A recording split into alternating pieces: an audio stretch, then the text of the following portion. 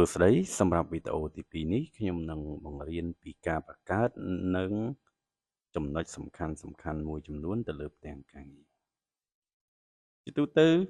មុននឹងយើងចូលទៅដល់ការបង្កើតខ្ញុំសូមពន្យល់ទាក់ទងជាមួយនឹង option នៅលើ browser នេះបន្តិច option នៅលើ browser នេះ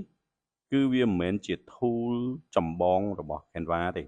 ប៉ុន្តែយើងគួរតែស្វែងយល់ដែរវាជា browser មានន័យថាផ្ទាំងការងាររួមចម្បងរបស់ Canva ហ្មងផ្ទាំងការងារធំរបស់វានឹងយើងអាចហៅវាថាជា browser option អញ្ចឹងនៅលើ browser option ហ្នឹងយើងនៅពេលដែលយើងចុចនៅលើ tray 3ហ្នឹងវាមាន file ហើយក្នុង file វាមានចំណុចផ្សេងទៀតខ្ញុំឧទាហរណ៍ថាខ្ញុំមានផ្ទាំងការងារមួយខ្ញុំរើសយក poster ចុះណាខ្ញុំយករូបមួយនេះខ្ញុំ customize វាអញ្ចឹងនៅកន្លែង tray 3នេះយើងអាចមាន home ចូលទៅ file ចូលពាក្យថា home មានន័យថាយើងឲ្យវាទៅកាន់ tab ទំព័រដើមរបស់យើងវិញបើសិនបើយើងចូលទៅ file យកពាក្យថា new tab មានន័យថាយើងបង្កើត tab ថ្មីហើយនៅពេលដែលបង្កើត tab ថ្មីយើងអាចរើសយកប្រភេទផ្ទាំងការងាររបស់យើងដែលមានស្រេចណាយើងអាចចង់បានផ្ទាំងការងារប្រភេទណាឧទាហរណ៍ថា document បាទយើងរើសមកបានផ្ទាំងការងារបែបនេះដោយឡែកយើងអាចបន្តទៀតយើងអាចមានតាក់ទងមួយ screen record ក្នុងហ្នឹងយើងអាច record screen ណាបាទយើងចូលទៅវាពេលដែលយើងចុចនៅលើ screen record សុំភាសាទៀតយើងអាចចូលទៅ file ចុចយកពាក្យថា new screen recording នៅពេលដែលយើងចុចយក new screen recording គឺវាចេញផ្ទាំងនេះមកមួយផ្ទាំងកន្លែងនេះគឺយើងប្រើសម្រាប់ record screen ដែលយើងកំពុងធ្វើការឬក៏ record នៅកន្លែងផ្សេងក៏បានដែរឧទាហរណ៍ថាឥឡូវខ្ញុំសាកចុច record ឲ្យមើលខ្ញុំចុច record អញ្ចឹងវារាប់ដេកឲ្យយើងហើយបន្ទាប់មកយើងចាប់ផ្ដើម record យើងនិយាយបានយើងធ្វើអីនៅក្នុងនឹងយើងចង់និយាយអីក៏បានហើយបន្ទាប់មកយើង finish ពេលដែល finish automatically មានន័យថាដោយស្វ័យប្រវត្តិវានឹងបង្កើតជាវីដេអូមួយឲ្យយើងនៅក្នុង Canva នេះហើយយើងចុចទៅគឺវា play ធម្មតាណាបាទបន្តទៀតតាក់ទងជាមួយនឹងផ្សេងដូចជានេះគ្រាន់តែ reopen last close tab មានន័យថា tab ដែលយើងបិទដំបូងគេហើយយើងអាចបើកមកវិញណាបិទចុងក្រោយគេហើយយើងអាចបើកមកវិញ close window ហ្នឹងគឺបិទកម្មវិធី close tab យើងកំពុងចូលលើ tab នេះបើមិនខ្ញុំយក close tab គឺបិទ tab quit Canva ណា quit Canva គឺយើងចាក់ចេញពី Canva តែម្ដងបាទតាក់ទងជាមួយនឹង edit យើងមាន undo redo ដូចយើងសិក្សាទៅលើ Word មានកាត់ copy paste delete style អីចឹងទៅ delete ឬក៏ select all ក្នុងហ្នឹងតាក់ទង view វាមាន interface scale គ្រាន់តែតាក់ទង view គឺសម្រាប់បរិច្ឆេទរួមផ្ទាំងការងាររបស់យើង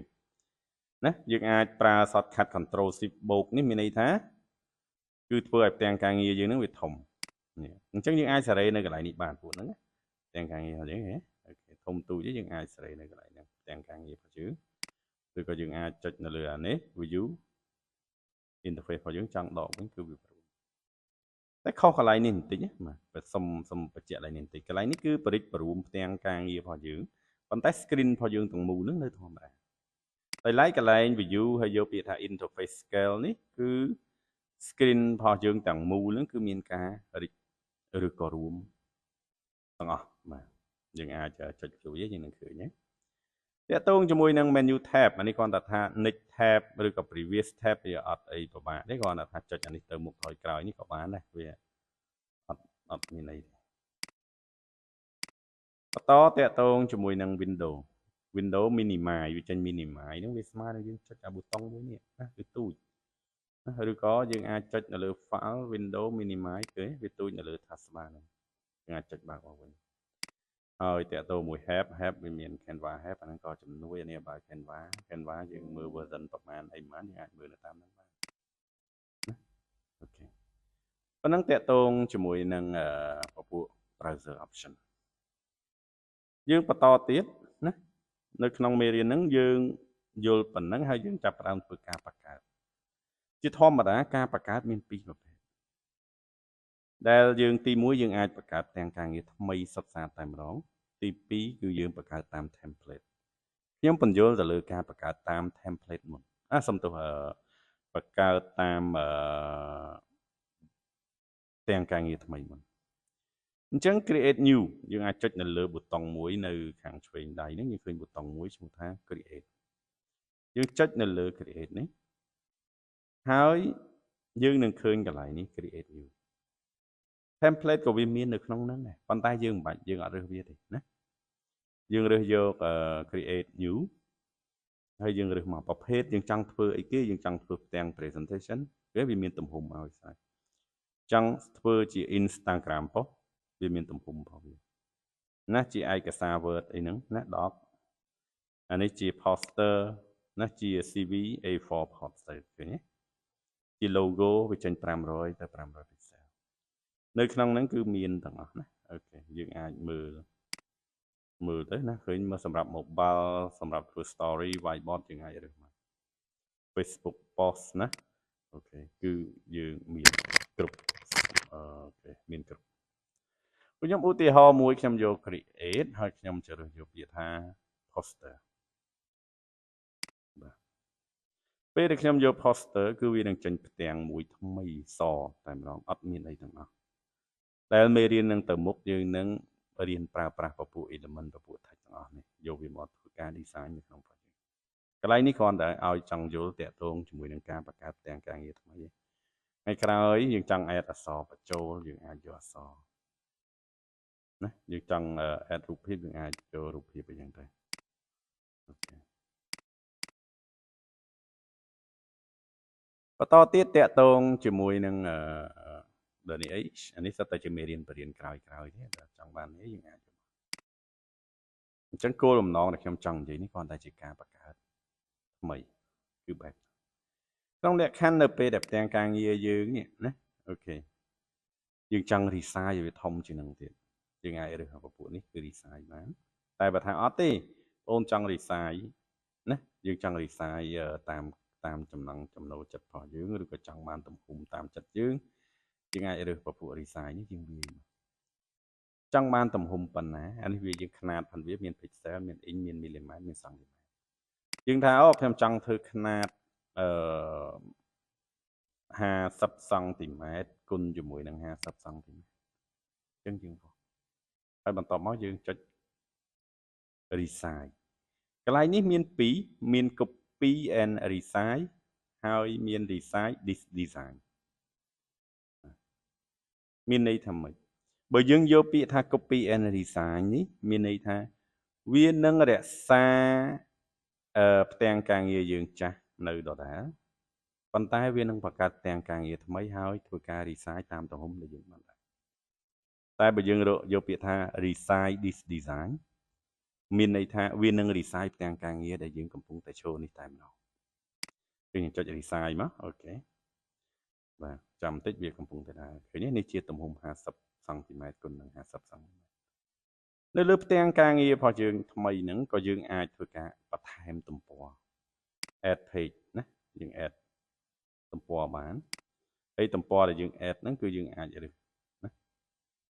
រើសមកចង់ជាបន្ទាប់ពីផ្ទាំងហ្នឹងយើងអាចធ្វើជា sheet ជាផ្ទាំងsheet ឬក៏ doc ឬក៏ presentation ឬក៏ media video យើងអាចបង្កើតពពួកខាងលើនេះណាពួកខាងលើនេះយើង add page មានន័យចុច add page វាបានមួយទៀតអានេះគឺយើង add ចុចតែកន្លែងនេះក៏បានដែរ add បានដូចគ្នាអញ្ចឹងយើងធ្វើការ add តាមចិត្តយើងចង់បានហើយបើសិនបើយើងចង់លុប page យើងចុចលើ delete page នេះណាអូខេកន្លែងនេះ duplicate page បើយើងចាំយើងយកពាក្យថា add page គឺវាចេញមកបែបនេះតែប្រសិនបើយើងយកពាក្យថា duplicate page មានន័យថាវានឹងអានេះចេញថ្មីបញ្ជាក់ម្ដងទៀតថា add page ទៅវាបានទំព័រថ្មីតែអត់មានអក្សរអត់មានដូចខាងលើនេះទេប៉ុន្តែបើសិនបើយើងយក duplicate page យើងនឹងបានផ្ទាំងថ្មីមួយទៀតដូចខាងដើមផ្ទាំងការងារយើងខាងដើមទាំងអស់ដែលមានអក្សរមានទូរស័ព្ទដូចគ្នាគេបានដូចគ្នាហ្នឹងហៅ duplicate ចម្លងអានេះគ្រាន់តែ lock ណា allow refreshing content អីហ្នឹងអាហ្នឹងគឺតាក់ទងជាមួយនឹងបើសិនបើខ្ញុំដាក់ថា lock page នេះមានន័យថា page ហ្នឹងអត់អាចដាក់រូបភាពអត់អាចកែអក្សរកែអីបានទេយើង lock បាត់ណាអញ្ចឹងពេលហើយវាចេញអាពួកនេះឲ្យទៀត hide page បើសិនបើ page ច្រើនយើងអាច hide ឃើញណាយើងអាច hide page មួយ page នឹងបានណាយើងអាច hide វាបានអូខេ ហើយព្រួយនេះគឺឡើងលើចុះក្រោមទេសម្រាប់ទៅកាន់ page មួយនេះតាក់ទងជាមួយនឹងការបង្កើតផ្ទាំងការងារថ្មីហើយនឹងចំណុចមួយចំនួនដែលយើងត្រូវស្វែងរកបន្តទៀតតាក់ទងជាមួយនឹងពេលដែលយើងបានបង្កើតការងារថ្មីហើយនេះណាយើងចង់បានជាការបង្កើតផ្ទាំងការងារដោយការប្រើប្រាស់ template វិញម្ដងនៅក្នុងការប្រើប្រាស់ template យើងក៏ឃើញនៅក្នុង tab របស់យើងនឹងឃើញមានពាក្យថា template យើងអាចចេញទៅ home វិញយើងនឹងឃើញនៅខាងនេះមានពាក្យថា template ដើម្បីបង្កើតផ្ទាំងការងារតាមរយៈ template គឺមានន័យថាផ្ទាំងគំរូដែលគេឲ្យស្រេចជាទូទៅ Canva គឺវាល្អត្រង់ថាធ្វើការងារបានរហ័សដោយសារយើងមានគំរូស្រេចយើងយកមកកែតិចតួចបានអផុសណាអូខេបានមួយរូបពីររូបចឹងទៅវាលឿនប៉ុន្តែបើសិនបើឲ្យវាធ្វើណាឲ្យវាធ្វើដូចជា Photoshop មានការ design ពុតពេនអីច្រើនវាអត់អាចធ្វើបានទេណាអានេះគ្រាន់តែ tool គេឲ្យមកស្រេចតែតាមចំណង់ចំណូលចិត្តចង់ពុតឲ្យវាកាច់បត់បែនច្រើនចំណុចណា flexible ទៅអត់ដូច Photoshop ទេបាទប៉ុន្តែគាត់ថាវាផ្ទាំងគំរូផងវាហ្នឹងវាឲ្យមកច្រើនមែនទែនដែលយើងអាចធ្វើការលឿនអញ្ចឹងតកតងជាមួយនឹងការបង្កើតផ្ទាំងគំរូណាការបង្កើតផ្ទាំងការងារដែរប៉ុន្តែតាមរយៈគំរូយើងចង់បានអីយើងចុចនៅលើ template ហ្នឹងមកហើយយើងនឹងឃើញកន្លែងនេះដែលខ្ញុំបានបញ្យល់ពីវីដេអូទី1យើង search មកយើងចង់បានអីណាគឺយើងវាយ keyword នៅក្នុងហ្នឹងខ្ញុំឧទាហរណ៍ថាខ្ញុំចង់បាន computer school poster ខ្ញុំវាយប៉ុណ្ណឹងហើយខ្ញុំ search អញ្ចឹងពេលដែលខ្ញុំ search វាមានផ្ទាំងអស់នេះមកយើងអាចរើស style មួយណាដែលយើងចង់បានដូចខ្ញុំរើស style មួយចុះហើយខ្ញុំយកពាក្យថា custom បាទអញ្ចឹងនេះគឺជាផ្ទាំង poster របស់ខ្ញុំហើយផ្ទាំងគំរូរបស់យើងនេះអនុញ្ញាតឲ្យយើងធ្វើការ drag and drop ស្អីគេ drag and drop មានន័យថាទាញហើយតម្លាក់ចុចឲ្យជាប់តម្លាក់អញ្ចឹងយើងថាអូអត់ចង់បានអា style អស់នេះទេណាយើងអត់ចង់បានអក្សរនេះទេយើងអាចលុបវាណាឬក៏យើងអាច double click ទៅតែសេអក្សរផ្សេងតាក់ទងជាមួយនឹងមេរៀនថែមរូបភាពក៏ដូចជាការ text គឺនៅវីដេអូបន្តទៀតនេះខ្ញុំគ្រាន់តែឲ្យស្វែងយល់ពីការបង្កើតទាំងការងារថ្មីហើយនឹងការបង្កើតទាំងការងារតាមរយៈ template នៅក្នុងនឹងដែរនៅពេលដែលយើងធ្វើការណាកែប្រែនៅលើផ្ទាំងការងារថ្មីក៏ដោយផ្ទាំងការងារដែលប្រើ template យើងត្រូវរក្សាទុកជារបស់យើងអញ្ចឹងយើងអាចចុចនៅលើ file ណាយកពាក្យថា save ពេលដែលយើង save យើងចុចនៅលើប៊ូតុង save មកអញ្ចឹងវានឹងធ្វើការរក្សា file នឹងទុកនៅក្នុងCanva នឹងតែម្ដងប៉ុន្តែបើសិនបើយើងចង់បានវានៅខាងក្រៅណាយើងត្រូវយកពាក្យថា download អញ្ចឹងនៅពេលដែល download យើងចង់ download ជានេះ PDF ឬក៏ download ជា picture ជាអីមួយទៀតអាហ្នឹងខ្ញុំនឹងពន្យល់មេរៀនបន្ទាប់នៅពេលដែលយើងធ្វើការ design មួយហើយយើងទាញវាចេញមកអញ្ចឹងនៅក្នុងនេះខ្ញុំអាចប្រាប់ត្រួសសិនក៏បន្តិចក៏បានដែរណាតែថាចង់ទៅជា JPEG ចឹងទៅយើងចុច JPEG ទៅអានេះជាទំហំរបស់រូបភាពណាអានេះកម្រិតភាពច្បាស់កម្រិតគុណភាពរបស់រូបភាពហ្នឹងបាទបែបម៉េចអានេះ limit size ចង់បានទំហំប្រហែលគឺយើងធ្វើតាមហ្នឹងហើយយើងគ្រាន់តែចុចណា download ទៅគឺវាធ្វើការ download រូបហ្នឹងបាទវាឲ្យយើងដាក់នៅណាឥឡូវខ្ញុំដាក់នៅក្នុងលើ desktop ចុះហើយដាក់ឈ្មោះហ្នឹងតែម្ដងចុច save អញ្ចឹងខ្ញុំចុចទៅខ្ញុំបានរូបមួយនេះរូបមួយនេះយើងអាចយកវាទៅផុសបានណាយកវាទៅផុសលើ Facebook អីឬក៏ធ្វើជា poster print អីបានប៉ុន្តែនៅតាក់ទងមួយខ្ញុំបញ្ជាក់បន្តិចអា screen នេះវាគ្រាន់តែជា poster សម្រាប់ print មកទេបើសិនបើយើងធ្វើជារូបដើម្បីផុសលើ Facebook វាមានຂະຫນាតផងវាផ្សេងទៀតអានេះគ្រាន់តែជាឧទាហរណ៍ក្នុងការបង្កើតផ្ទាំងការងារតាមរយៈនៃការប្រើប្រាស់ template ខ្ញុំសូមបាទ បញ្ចប់វីដេអូទី2ត្រឹមហ្នឹងហើយសម្រាប់វីដេអូបន្ទាប់ទៀតគឺយើងនឹងរៀនពីការប្រើប្រាស់ text tool តើ text tool គឺយកមកប្រើបែបម៉េចនៅក្នុងផ្ទាំងការងាររបស់យើងបាទសូមអរគុណ